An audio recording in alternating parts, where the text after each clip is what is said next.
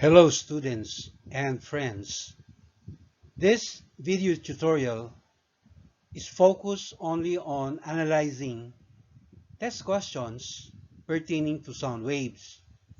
But more specifically, I'll be discussing only questions that's asking for the speed of a sound, the intensity as well as the intensity level of sound, and uh, the phenomenon known as the Doppler effect. Other properties of sound, okay, may be uh, discussed in future video tutorials.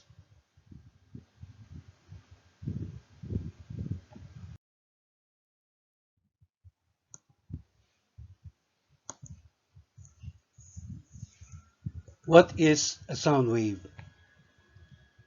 In its simplest sense, a sound wave is just a disturbance in a medium that transfers energy from one place to another. It is characterized by its frequency f, its wavelength lambda, and by its displacement amplitude denoted by capital A. Unlike a transverse wave, a longitudinal wave is one wherein the particles of the medium vibrate parallel to the direction of the wave propagation as shown in this illustration. Right. Supposing there is air inside this container and there is a plunger. Okay, when the plunger is pushed, the air molecules vibrate to and fro in a kind of motion that is considered simple harmonic motion. So there are portions in the air where the air molecules are compressed, and there are regions where the air are quite stretched, the opposite of compressed. Others also call it series of compressions and rarefactions. And as denoted, okay, the distance between what we call rarefaction to the next rarefaction is considered the wavelength lambda, or it can also be the distance between two consecutive compressions. So, one thing very important is that the vibration of the particles is along the direction of the wave propagation. Sound wave is also characterized by its speed in a given medium. For example, the speed of a sound wave in a fluid such as air or gas, or even in liquid, the formula for determining the speed of sound in fluid is simply equal to V equals square root of B over rho, where capital B is what we call the bulk modulus, which is an elastic property of the material medium, while rho is what we call the density of the medium. When the medium is specifically a solid rod, okay, the formula for finding the speed of sound is simply equal to the square root of Young's elastic modulus, denoted by capital Y, divided by the same density rho. Of course, at certain value of temperature of the medium, okay, these formulas will hold true.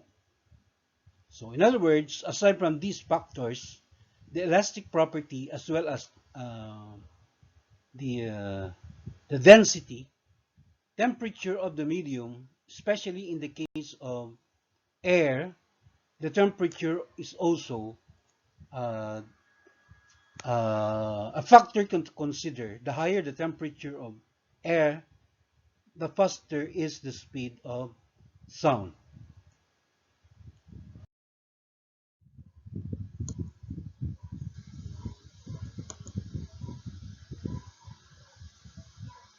Question number one. A 60.0 meter long brass rod is struck at one end. A person at the other end hears two sounds as a result of two longitudinal waves, one traveling in the metal rod and the other traveling in air. What is the time interval between the two sounds? Consider the speed of sound in air to be 344 meters per second. Also, use the density of brass, which is 8,890 kilogram per meter cube, and the elastic modulus y is equal to 1.0 to the 10th power Newton per meter squared. Alright, so this is an application of the concept of how the speed of sound is determined when the medium is a solid metal rod, which is made of brass. Alright, so the first quantity that we are going to determine is the speed of sound in this metal rod. And then determine also the time t sub 1 for the sound to travel a distance of 60.0 meter, which is the length of the brass rod. Alright, using the formula, V is equal to square root of capital Y divided by rho, where capital Y is the Young's elastic modulus for brass, and that is given as 1.0 raised to the 10th power Newton per meter squared. That is to be divided by the density of brass, which is 8,890 kilogram per meter cube. Okay, so the quotient of these two quantities, you have to get the square root. All right, so using your scientific calculator, you will be able to calculate for the speed, which is equal to V equals 1.06 raised to the third power meters per second. Now, we can determine the time it takes for the sound to travel the 60.0 meter long brass rod. That is 60.0 meter divided by the computed speed of sound in the brass rod. That is 1.06 raised to the third power meter per second. So dividing these two quantities, we will get the time 56.6 raised to the negative 3 power second. Or that is equal to 0.0566 seconds. Now, we will also determine the time t2 for sound to travel the same length of 60.0 meter when the medium to be considered is air. Alright, so we are given the speed of sound in air, which is 344 meters per second. So all we need to do is divide the length of the brass rod, which is 60.0 meter, divided by the speed of sound in air, 344 meters per second, and we will get the value for the t sub 2 equal to 0.174 second. Finally, we now get the time interval, or the difference between t2 and t1, which is what is being asked in the problem. that is 0.174 seconds minus 0.0566 seconds, and we will get delta t equals 0.117 second.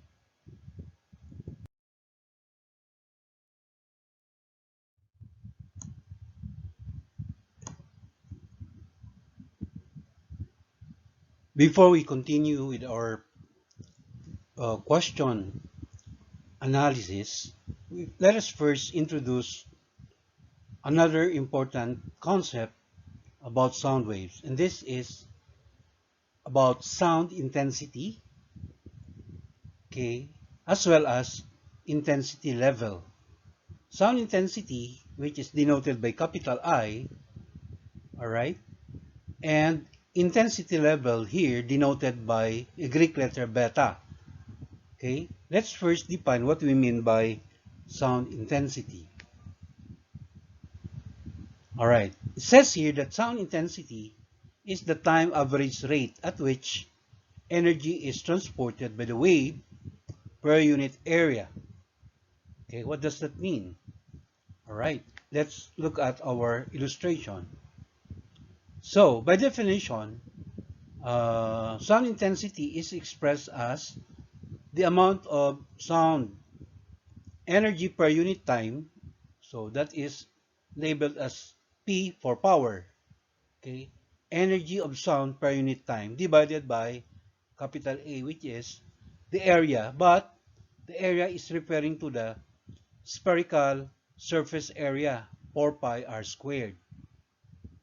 Okay, imagine that this is the point source where the sound will be created. All right. Uh, the idea is that sound is propagated or transmitted in all directions, radially outward. So, at a point which is r distance away from the point source, okay, that's the point source. So, at a distance r, we can imagine a small area, all right, of that particular part of the surface area of the sphere whose area is equal to 4 pi r squared. So if you are going to divide, okay, the power or the energy of the sound that is intercepted at that particular point, okay, if you divide that by the surface area of the sphere at that particular distance r, then you are defining the intensity at that specific surface. That is the meaning of this formula. If that P is expressed in watts, all right, a unit of power, and the R is expressed in meter, therefore, the intensity of sound, capital I, is expressed in watt per meter squared. Also, it's shown here that if you're going to double the R, all right, the distance from the point source, okay, if you're going to double it, say from original value of R to the new value of R, which is 2R, the effect on the intensity is that the intensity will be decreased by 1/4. All right? Doubling the R makes the intensity decrease by 1/4 the original. And if you're going to triple the value of R, then the effect on the intensity is that it's going to decrease by 1/9. So that is very clear that I is directly proportional to the, or inversely, I should say, inversely proportional to the square of the value of R. In other words, intensity of sound is another quantity in physics that obeys the inverse square law. All right? So, that is what is illustrated in this diagram. Then what about sound intensity level? What do you mean by the sound intensity level, beta? Okay. When you say sound intensity level, denoted by beta, we are just talking about a measurement known as logarithmic measure. All right. What is the logarithmic measure of the intensity of a particular sound? Okay. So, for example, okay, this particular intensity, capital I, okay, when converted to its intensity level equivalent, this is the formula that we will use. Okay, sometimes called relative intensity or simply called intensity level. So beta is just equal to 10 times the logarithm of I over I sub or I naught. I naught is what we call the intensity of the threshold of hearing. Threshold of hearing means that is the smallest possible intensity of sound that can be heard by a normal person.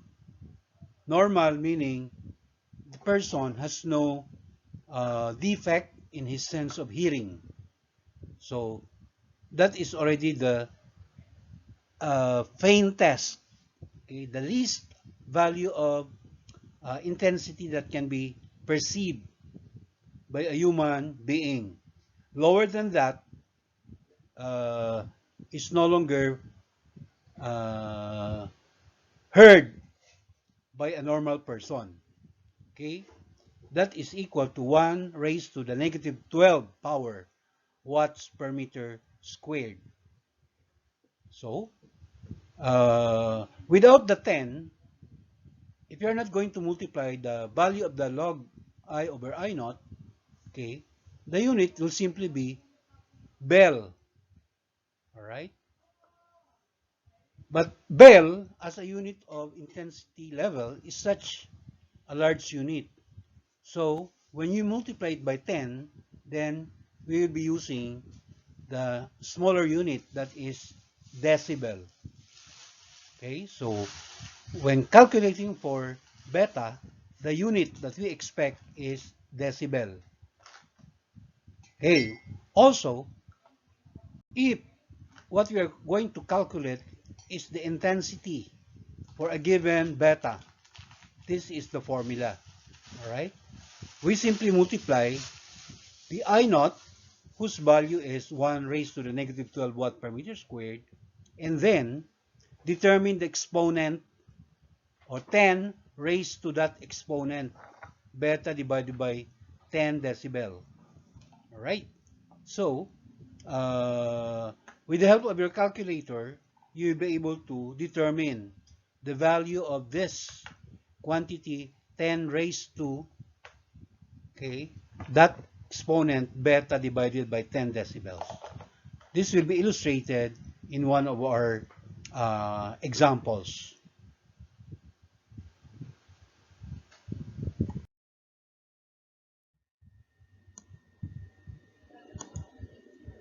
Our question number 2. Suppose you want for an outdoor concert the sound intensity to be 1 watt per meter squared at a distance of 20 meters from the speaker array. If the sound intensity is uniform in all directions, what is the required average acoustic power output of the array?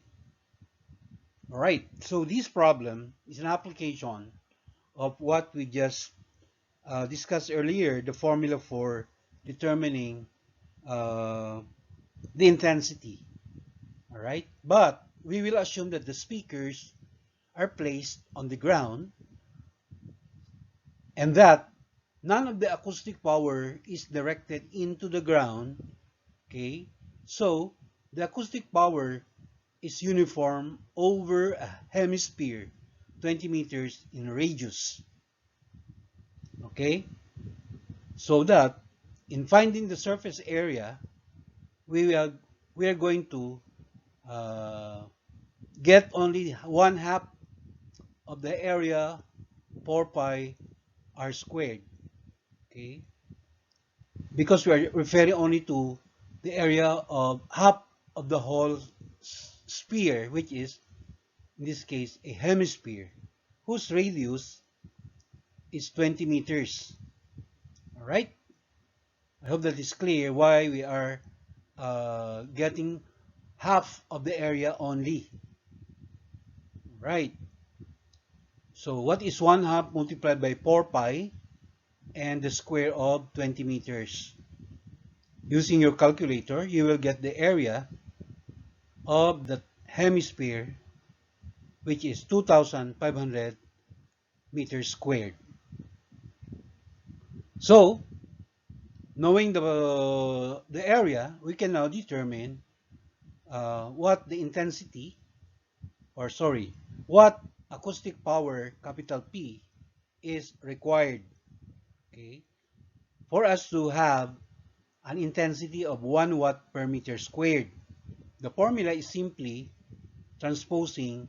Originally, I is equal to P over A, but since we're looking for P, then that becomes P is equal to the product of intensity I times the area. So substituting, we will get 1 watt per meter squared multiplied by the computed area, which is 2,500 meters squared. All right. And again, using your calculator, we will get, of course, even without your calculator, it is equal to 2,500 watts, which in kilowatt, that is equal to 2.5 kilowatt. So this is what we call the acoustic power output of the what do you call speaker array.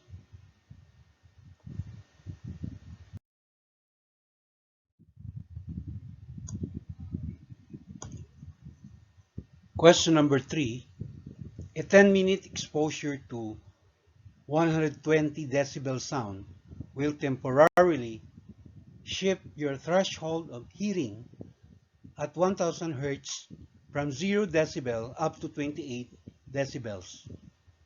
10 years of exposure to 92 decibels will cause a permanent shift to 28 decibels. Question letter A. What sound intensities correspond to 28 decibels and to 92 decibels? And question letter B. How many times is 92 decibels more intense when compared to 28 decibels? So this is a question that will illustrate how we can convert the given decibel. Decibel is a measure of the intensity level, all right, or relative intensity. So we will be converting this value of decibel into its corresponding intensity in watts per meter squared. So our solution, of course, we will be using this formula where I is the required intensity. Just multiply the threshold of hearing intensity I naught by a number, okay, or 10 raised to the exponent beta divided by 10 decibels. Okay. In other words, we're going to find the exponent. Okay. We will be finding the exponent for each decibel value. Okay. Starting with 28 decibels. So it simply means that the threshold of hearing, or I naught, is equal to 1 raised to the negative 12 watt per meter squared. All right. And then the exponent of 10 here is beta divided by 10. Since beta is 28 divided by 10, the exponent of 10 here becomes 2.8. And using your scientific calculator, all right, you can determine the value of this 10 raised to an exponent 2.8. After which you will multiply that by I naught, or 10 to the negative 12 watt per meter squared. As expected, the unit will be watt per meter squared.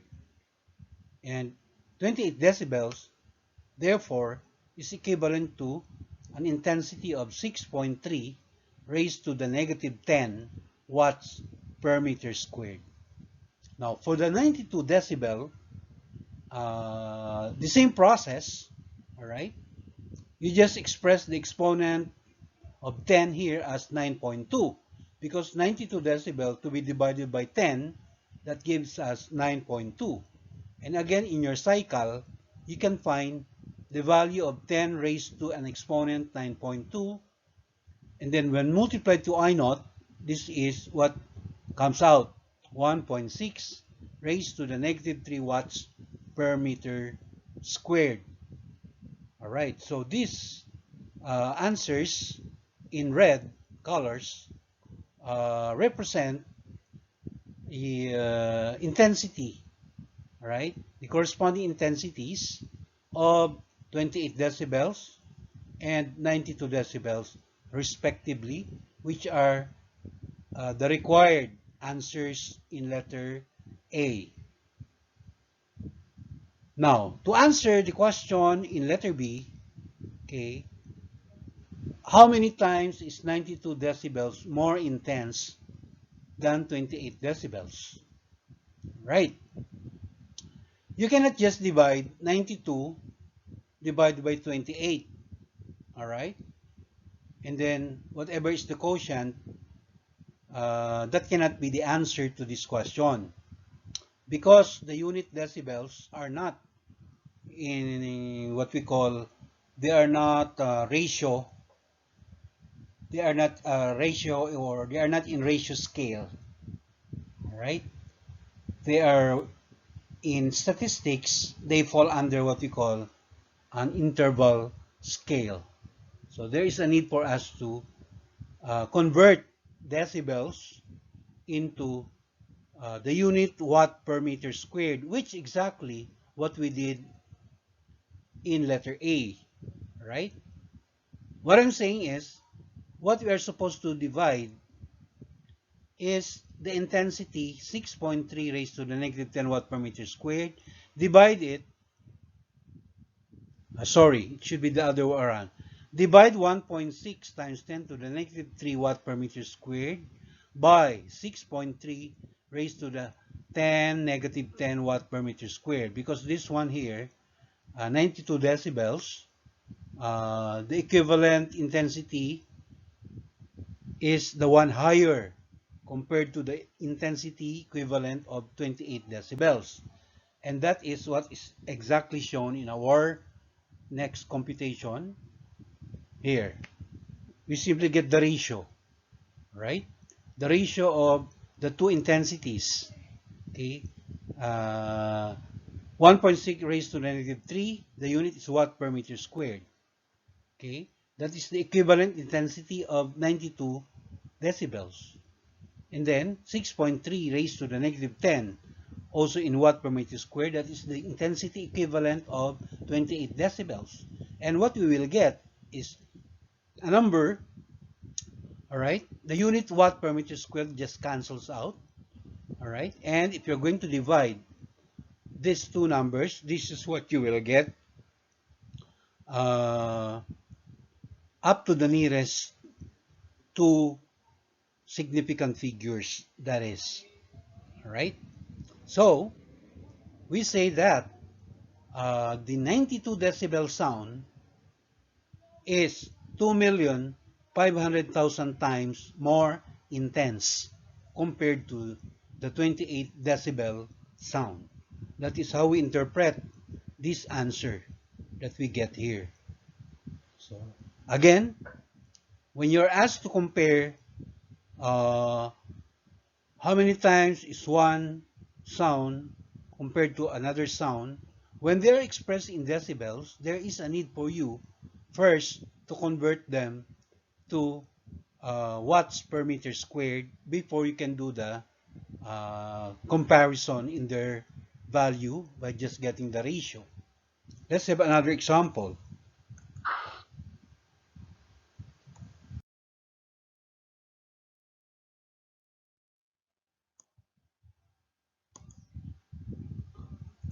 Our question number 4, you double your distance from a sound source that is radiating equally in all directions. What happens to the intensity level of the sound. Okay? So this is just a conceptual question because we are given the choices. What happens to the intensity level of the sound when you're going to double the distance from a sound source radiating equally in all directions? Is it letter A? It drops by 2 decibels. Letter B, it drops by 3 decibels. Letter C, it drops by 6 decibels. And letter D, it drops by 8 decibels. Earlier on in our discussion of the relationship between intensity and the distance r, we said that the intensity is inversely proportional to the square of the distance r, right? What about if what's being described is the relationship between intensity level, not just intensity, but intensity level? What relationship does intensity level have, okay, to the distance r? That's exactly what this question is trying uh, to emphasize. All right. So how do you answer this question? All right. So I just said earlier that I is inversely proportional to d squared or r squared. But when it's decibel that is given, so there is a need for us to uh, convert, all right, the given decibel into uh, what we call the SI unit for intensity. But we will assume, for example, that the given intensity is 10 raised to the negative 12 watts per meter squared, which is exactly, okay, the threshold of hearing, whose equivalent in decibel, we already mentioned this, is equal to 0, right? That is the threshold of hearing, 0 decibel. Now, if r, or the distance r, is doubled, all right, the effect on I is that the new intensity I2 will become 1/4 of the original I. Okay, I1, that is the original intensity. In other words, the comparison is the new intensity I2 will simply be 0.25 times, right, the threshold of hearing expressed in watts per meter squared. And what is this? What is this? All right, 0.25 raised to the negative 12 watt per meter squared when converted to its decibel equivalent. How do we find the decibel equivalent for I sub 2 equal to 0.25 raised to the negative 12 watts per meter squared? So that is shown here by beta.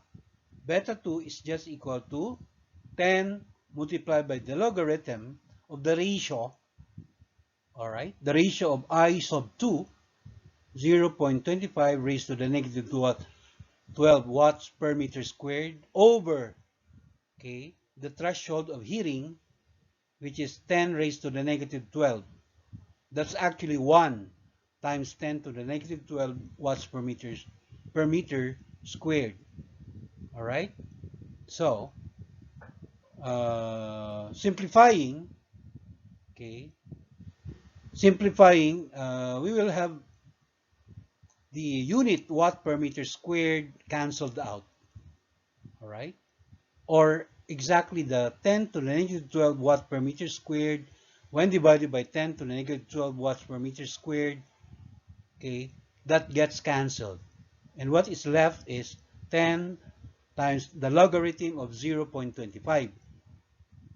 So using your calculator, you can now determine that the log of 1/4 or the logarithm value of 0.25, okay, using your cycle, then multiply it by 10, what you get is negative 6 decibels. The negative simply means that the intensity level has decreased by as much as 6 decibels. That is the meaning of the negative sign, okay, in our computation, such as what we have here. Negative 6 decibel means the intensity level B or beta 2 decreases by 6 decibels when compared to the original intensity level, okay, which we assume is equal to 0 decibel. So therefore, what is our answer to this question among the 4 choices? It is the concept of difference in the intensity level, okay, or delta beta, we call it the difference between the sound intensity levels of two sounds. That is simply proportional to the logarithm of the ratio I sub 1 over I sub 2. All right? In other words, we are getting the logarithm of the ratio I sub 1 over I sub 2. Like what we did in our example, our I sub 1, uh, our I sub 1 was higher, right? No.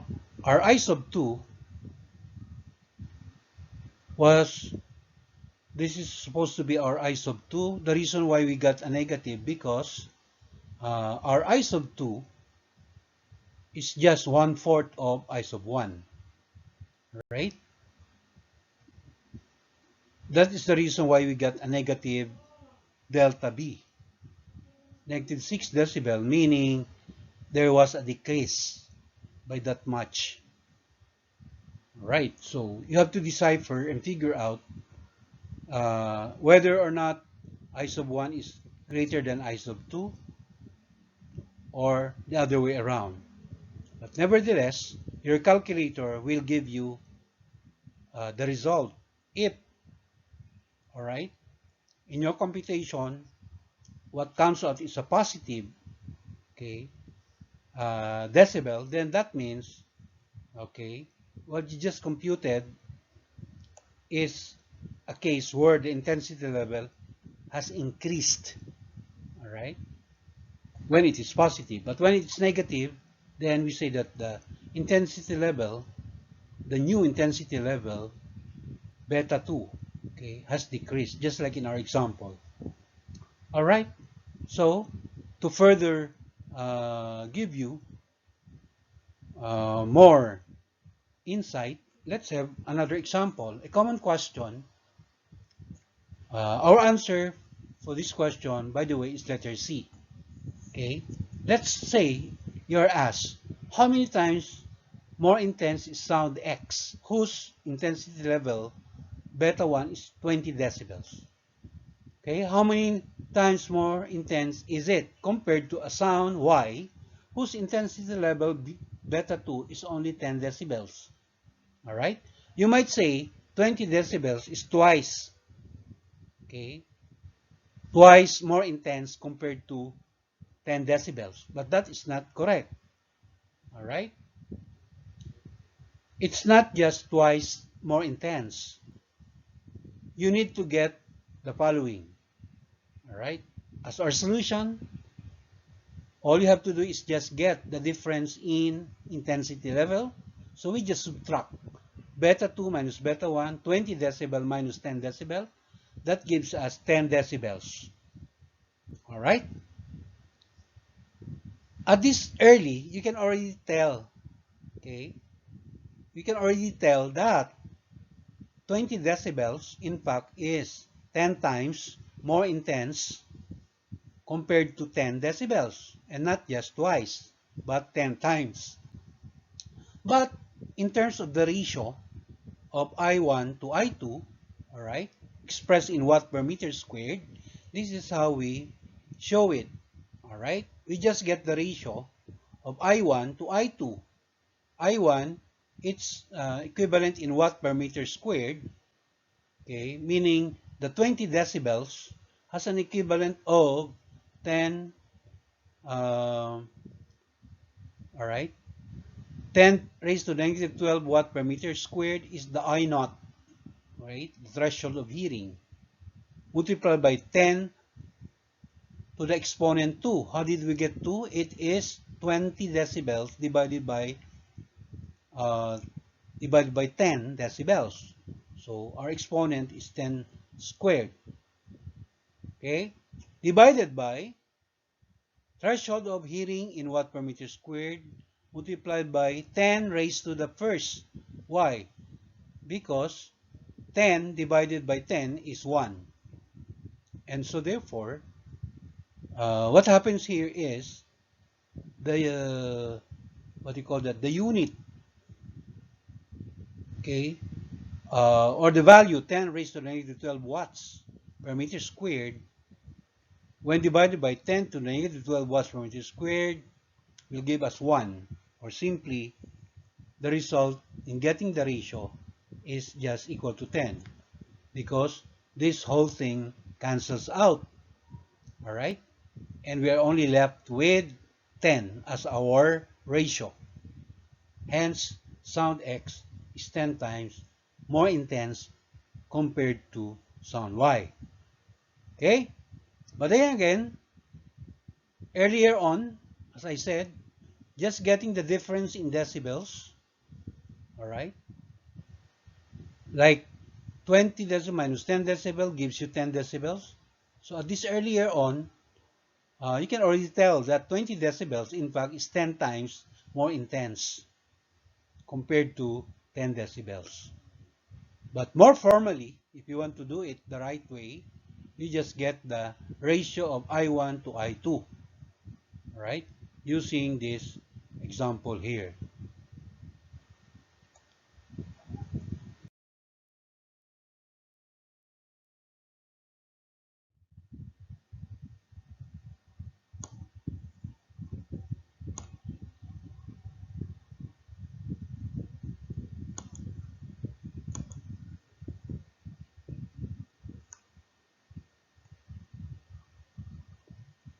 Finally, we'll now talk about the Doppler effect.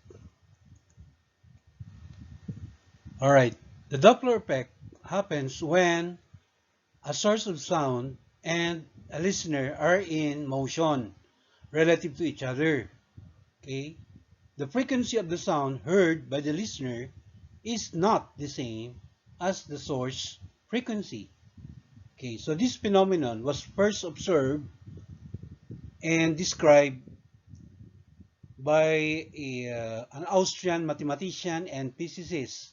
His name is Christian Doppler. All right, that is uh, a phenomenon uh, which is related to an apparent shift in the frequency of the sound that is being observed by a listener or observer because of the relative motion between the source of the sound and the listener, and also because of the motion of either the source or the listener or both of them relative to the medium. Okay, normally the medium through which sound is being transmitted is air. So we have this general formula, okay, where it says that, okay, the observed frequency of the sound, FL here, is known as the observed frequency of the sound heard by the listener. Hence, it is labeled F sub L. equals f sub s, where f sub s means this is the actual frequency of the source. Okay? S stands for source, L stands for listener, and that is to be multiplied by a ratio. A ratio, the one in the numerator, means the speed of sound, all right, speed of sound v, plus or minus the speed of the listener, divided by the one in the denominator, okay, is also the speed of sound, minus or plus speed of the source. All right. Now, the question is, when are we going to use, in the numerator, when are we going to use the plus? And when are we going to use the minus? Similarly, in the denominator, when are we going to use the minus? And when are we going to use the plus sign? All right. So, I have already described the meaning of each quantity, each symbol here. All right. But let's go to when do we use the plus and the minus sign in between V and VL or V and VS. It says here, VL, which is the velocity of the listener, okay, relative to the medium. Okay, usually the medium is air. And in most problems, the medium, the air, is not in motion. Okay, there is no wind, in other words. But it's a different story when the medium or air is in motion. This formula is only applicable when we are assuming that the medium, which is air, is not in motion, meaning that there is no air, wind. All right. We use positive in the numerator, right? We use the plus sign if the listener is moving towards the source. Okay? If the listener is moving towards the source.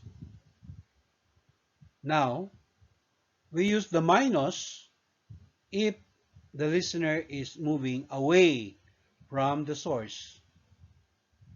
So we can also put it like this. If the listener is approaching the source, we use the plus sign.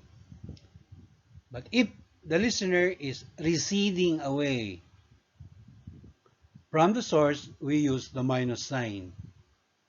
All right. Now, Vs stands for the velocity of the source relative to the medium. We use the plus. Okay, we use the plus sign if the source is moving away from the listener, meaning the source is receding, okay, from the listener.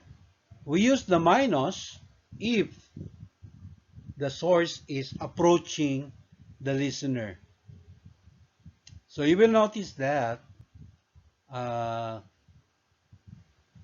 sign that is on top or above, for example, in the numerator, plus and then minus, those two signs are to be used if we are talking about approaching listener and approaching source. Okay, the ones below or the one below, okay, when the listener is receding, moving away, we use minus. Okay, when the source is moving away or receding from the listener, then we use the plus sign. Okay, so we are going to illustrate the use of this Doppler effect equation. But before we go into that, all right, if supposing the value in the numerator is equal to the value in the denominator, that means we have a case where the observed frequency FL, you'll just be equal to the actual frequency of the source sound. In which case, we say that there is no Doppler effect being observed. All right. Also, Doppler effect is this formula for Doppler effect is only applicable if the speed of the listener and the speed of the source are both lower or slower than the speed of sound, right?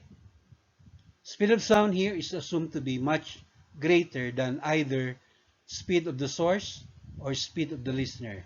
What happens if, okay, if the speed of the source of the sound that's producing the sound, Vs, if that Vs is greater than the speed of sound, all right, then we will not have this phenomenon Doppler effect. Instead, what we will have is what we call a shock wave. All right, but we are not going to discuss, okay, shock waves in this video tutorial. Probably in other video tutorials we can discuss that phenomenon known as shock waves.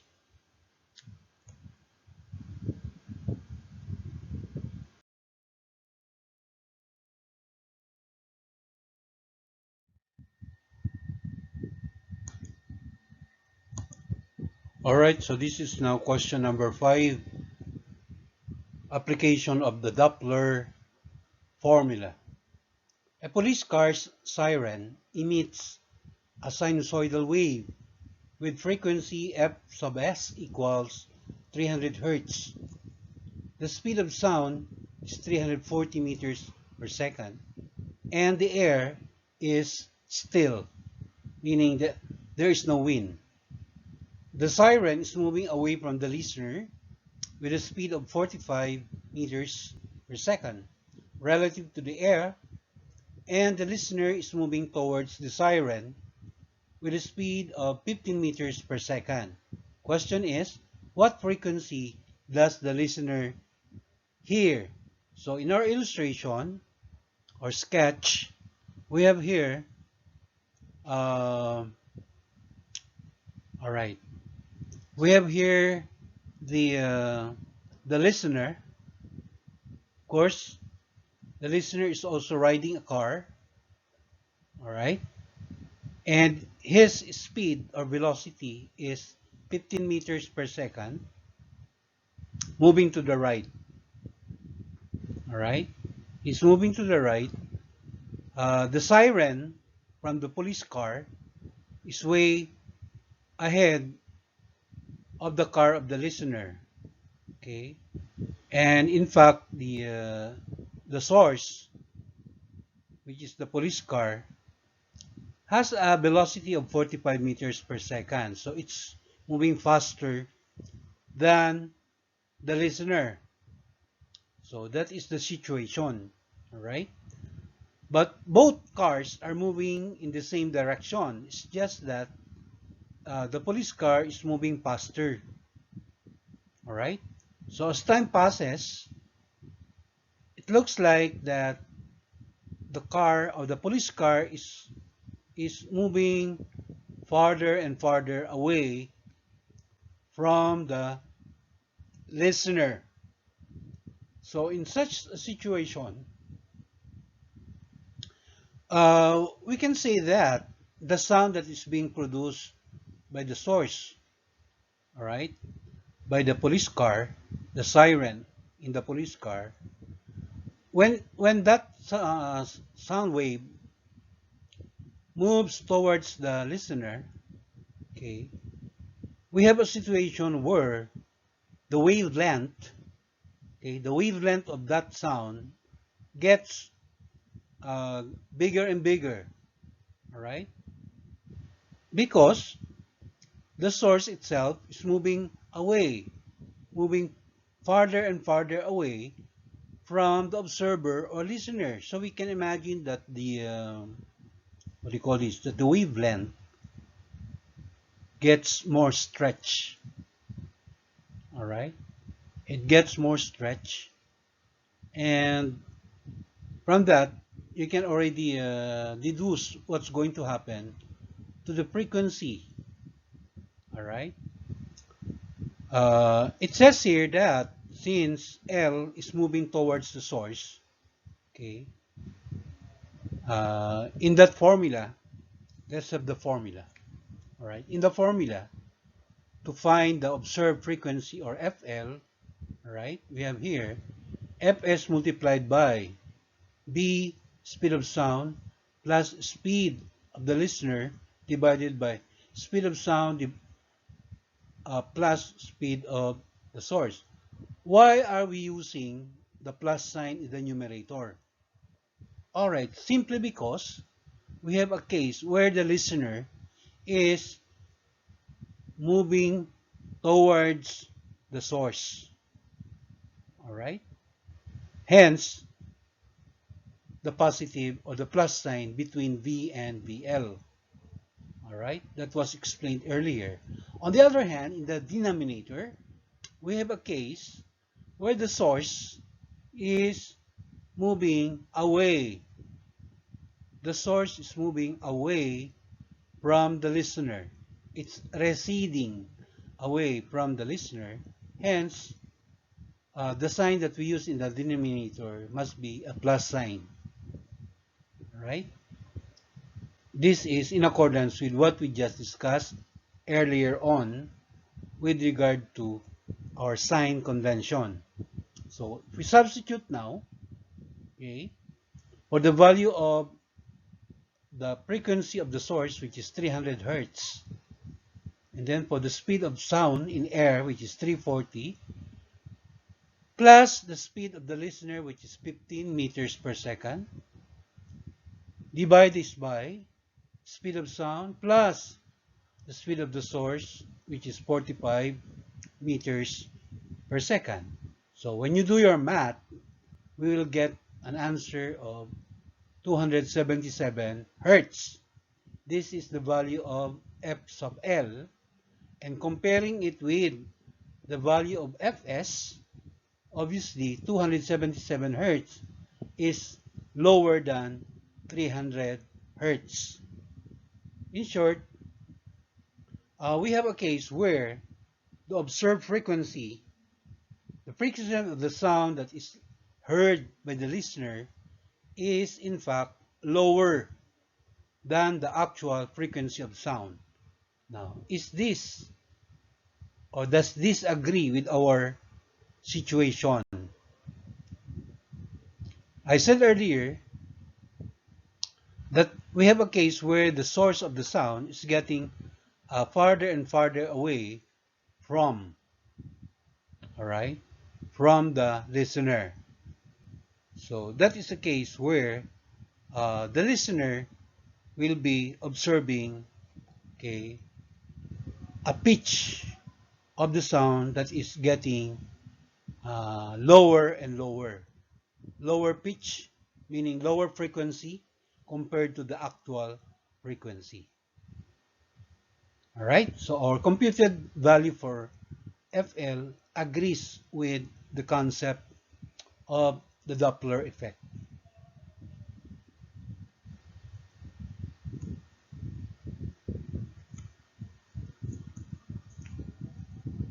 Emphasizing once again our concept, when a listener and the source of sound are both moving relative to the air, the listener hears a sound of decreased frequency if they are moving apart. And that is exactly what is happening.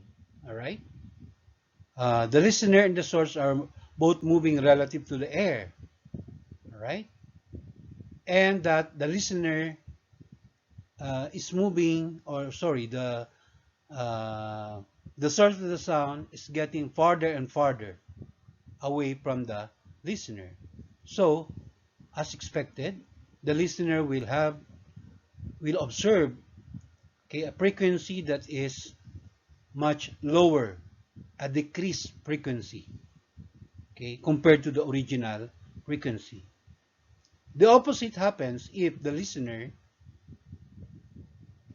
in fact, is getting closer, okay, to the source. That may only happen if, say for example, the speed of the listener is much greater than that of the source. All right? If you are going to reverse, for example, if you are going to reverse the uh, magnitude of their velocities, okay, that will be a case where the observer will now observe an increased frequency. But for now, the situation is the first one, all right, wherein the source is moving farther and farther away from the listener. So the listener will observe a decreased frequency.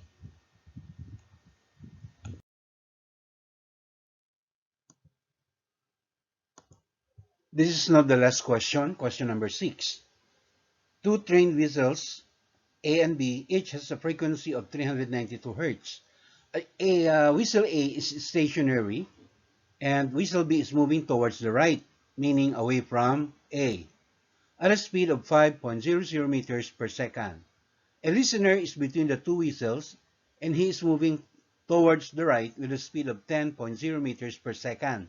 There is no wind blowing in the area. Question letter A. What is the frequency from A as heard by the listener? And question letter B. What is the frequency from B as heard by the listener? Assume that the speed of sound in still air is 344 meters per second.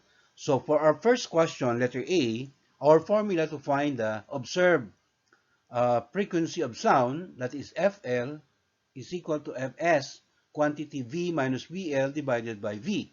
Why is this the correct formula to use? Because we say that the listener is moving away from the source. Okay, our source is at rest. Okay, it is whistle A that we are talking about as the source of the sound wave. So the sign between V and VL must be a minus sign.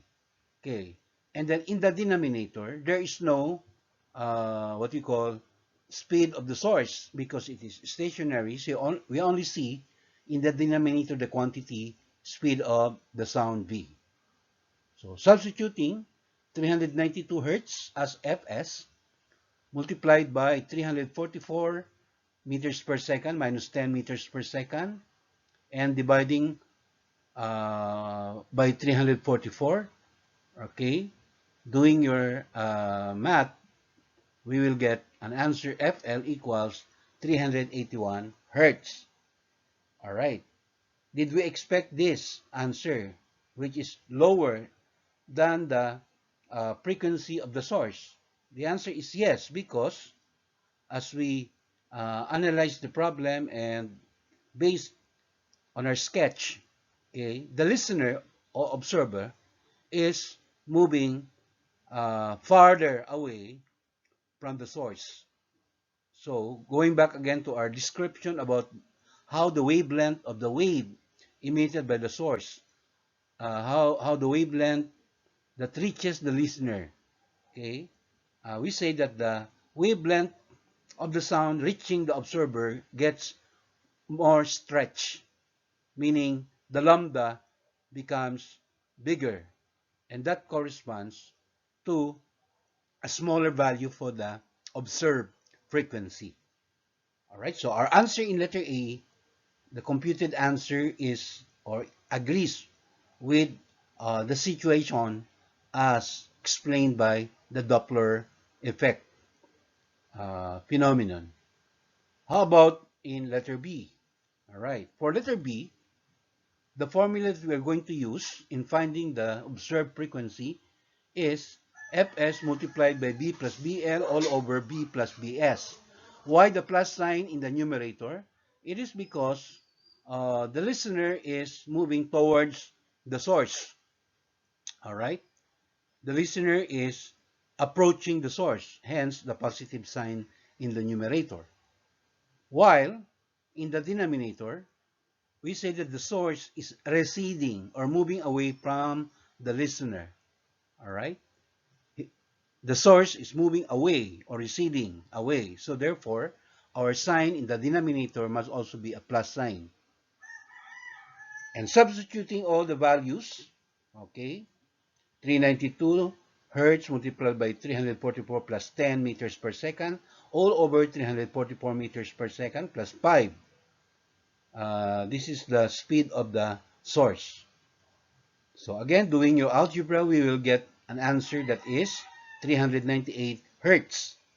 Are we expecting an answer that is greater than the actual frequency of the source?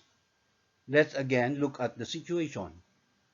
Okay, the situation is we have the listener moving towards the source at a much faster speed. All right? So as time passes, there is a possibility for the listener to catch up, okay, the source. So in short, the listener and the source are getting closer to each other. So we are expecting that the frequency of the sound emitted by the source will be an increasing frequency as far as the observer is concerned. So our answer of a higher frequency compared to the original frequency of the source agrees with our situation as again explained by the Doppler effect phenomenon. So that will be all for this tutorial. Thank you very much for your indulgence.